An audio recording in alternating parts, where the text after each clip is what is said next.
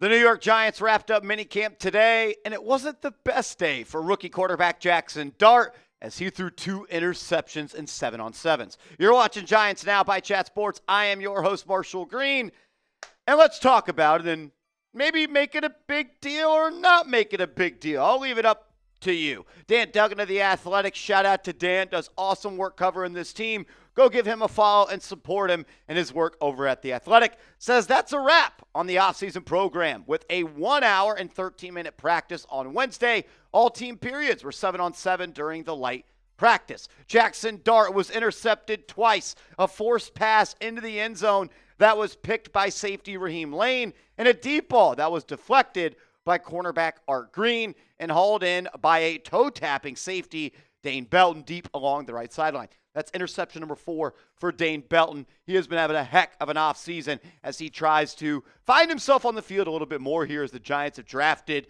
Tyler Newman in the second round and Javon Holland at that safety position. There were tweets going around that Jaxson Dart threw 3 touchdowns, and he did, just like Frank tweeted at Dan Dugen saying, didn't he also throw 3 touchdowns during the session? And I thought Dan had a really good response. I generally don't record touchdowns into practices. 2 main reasons. A lot of drills are conducted exclusively in the red zones. When you're running 7-on-7 from inside the 10-yard line, pretty much any completion is going to be a touchdown. There's also no tackling. So when a guy catches a slant at the 3-yard line and there are 2 defenders covering him, how can you determine if it would have been a touchdown or he got tackled? My exceptions, are deep touchdowns where receivers behind the defense or in the situational periods where the coaches and refs are declaring a TD to end the period. So, yes, he threw 3 touchdowns, but like Dan said, when you're working on 7-on-7 drills and you're inside the 10-yard line, I don't think there's too much to be made about touchdowns. And look, I'm not worried about this bad practice from Jaxson Dart at all. Nothing he did today changes how I feel about who he can be or what he is going to be as a Giants quarterback down the line, but I do think it is a little bit noteworthy. 2 interceptions on passes that he forced into the end zone. And I also want to make it clear, we're not worried about this, and it sounds like many people aren't. Jordan Renan said the early returns from the Giants on rookie quarterback Jaxson Dart have been positive this spring. So while he may have struggled today, the widely held belief inside the walls of 1925 Giants Drive as well as throughout the beat are still all positive for Dart. Renan saying Jaxson Dart finished rookie minicamp with a pair of interceptions on 6 pass attempts. The ups and downs of a rookie quarterback. Dart talked afterwards about the passing windows closing faster in the NFL being the biggest adjustment to the pro game, and that's what you want to see. You want to have a quarterback, when he does have struggles, know why he made those mistakes and how he can grow from them. And Dart is getting to see up close and personal, this isn't the Texas A&M Aggie defense anymore. And while it may be players, Raheem Lane or Art Green you haven't heard, those guys move quicker. They're better football players, and the throwing windows in Lane shrink a lot quicker than they do in the SEC, even if that is the best football league besides the National Football League. It's good to see him go through these struggles because he gets to see where he needs to improve and has to improve, and I'd rather have him throw interceptions in camp than when he does get his number called in the NFL regular season. Jaxson Dart admitted it, that he's got stuff to improve on, saying, I'm an aggressive player. That's something I've got to continue to learn. I think this practice setting is a great time to do it. And I absolutely agree. Look, you're not going to be aggressive in the games if you're not aggressive in practice. What you do in practice bleeds into the game, success and mistakes-wise. And Brian Daboll said it. He's smart. He's aggressive with the football, which I like. He's progressed since he's been here. I've seen enough of 3rd and 8 throws go 3 yards and Wan'Dale Robinson gets tackled 2 yards short of the sticks. I'm tired of watching quarterbacks that are afraid to throw that cover 2 hole shot when it's an outside release fade route and you're trying to fit it in that sweet spot. That's what I like about Dart. He is aggressive, but he's also smart with his aggressiveness. He didn't turn the ball over, and his turnover-worthy play percentage was not nearly as high as others in this draft class coming out of Ole Miss. So while he has not been perfect this offseason, there's things to like, and there's obvious things that he needs to improve on as well. Overall, though, Brian Daboll says that Jaxson Dart has been excellent this offseason, saying he's better today than he was when he first got in the building. He's learning a lot of information. Daboll said he's throwing a lot of information out there. He doesn't tell him when he's going to be asked to go play with the first-team offense. He said sometimes they'll throw him with the first-team offense, so he has to go in the huddle, and he has to look at Jermaine Illuminor. He has to look at these other veterans and go and announce the play. And I'll tell you this much.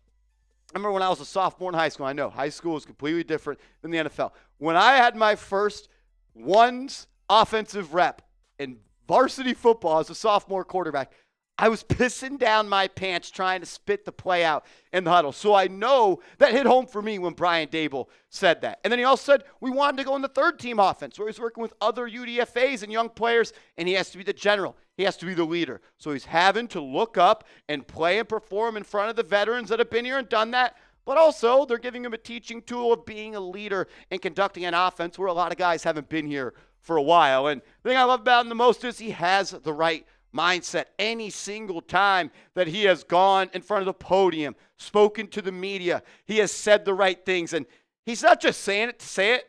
I think he truly believes in every single word he said. I love what he had to say about his thoughts on the Giants' plan of when they may or may not play him this year, saying, look, the Giants, they've had this blueprint, and they've done it with different quarterbacks that have succeeded at the highest level.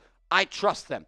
For me, I'm just trying to be the most coachable player I can. That's going to get Brian Daboll excited. I want to play well in the offense and operate it at the highest level. I'm not looking for results immediately. I'm a process-driven person. So I'm taking it day by day, rep by rep.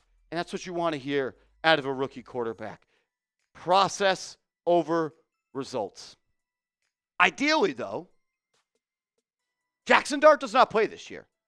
That is the best case scenario for the New York Giants. It may be better for Jaxson Dart in his future to play some this year and get ready to roll next year. And maybe that is better for the long-term Giants. But you don't want to see Jaxson Dart playing this year because that means you're losing football games. That means Russell Wilson is not doing a good enough job. And Jameis Winston did not do a good enough job. And the Giants did not sign Russell Wilson to nearly $20 million to play bad, and then hand the job off. They did it so they can get close to making a playoff push. I know for a fact Jaxson Dart will be ready whenever his number is called. I think it has been over-exaggerated how raw of a prospect he is, and he needs a year to sit.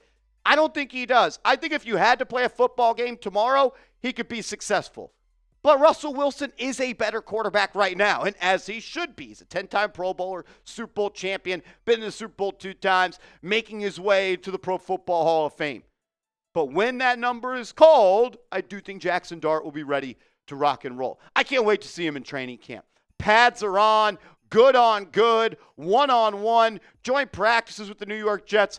That is where we're going to get to see where Jaxson Dart stands, really going into his rookie season in the NFL. Pumped for training camp. Can't wait for it. Can't wait! Shout out Bart Scott. Confidence level on Jaxson Dart. Scale up from 1 to 10. 1 being you're not confident at all. You are out Spumoni on this kid. Or 10, you're standing 10 toes down and you're ready to rock and roll with Jaxson Dart. Evil Knievel. I got a couple more things from day 2 of Giants minicamp, but if you're looking to save a couple bucks and get some swagged out Nike New York Giants gear, go to chatsports.com/Nike t-shirt. That's chatsports.com/Nike t-shirt. It was $39.99. It's $27.99. Go get you a shirt, and with the $12 you saved, get yourself a bacon, egg, and cheese. Dan Dugen with some more information from practice, saying no practice report today because there wasn't much to report. A few quick notes. The same group of players were not spotted.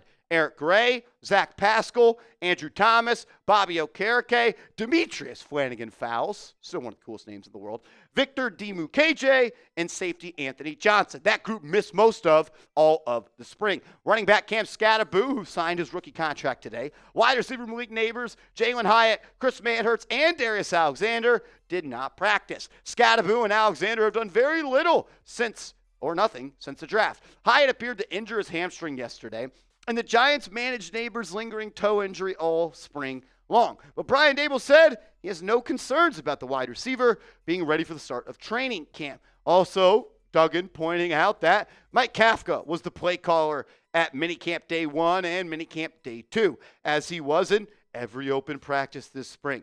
Dugen says he would be shocked if Cafka doesn't reclaim the role of the Giants play caller this season. And I think that is going to happen as well. When Brian Daboll took over play calling last year, he was the play caller at rookie minicamp and then OTAs and now minicamp. And now Cafka is doing that. So I think you're going to see Mike Cafka with the headset and the play sheet on the sidelines or maybe up in the skybox again this year. Dugen also saying undrafted rookie wide receivers Bo Collins and Dalen Cambry got reps with the first team offense with Malik Neighbors and Jalen Hyatt sidelined this week. And while it's good that these wide receivers that are UDFAs are getting first team reps and they're making a name for themselves, and there's a potential way that they could make this team and progress, I also think that kind of speaks volumes about where this wide receiver room is.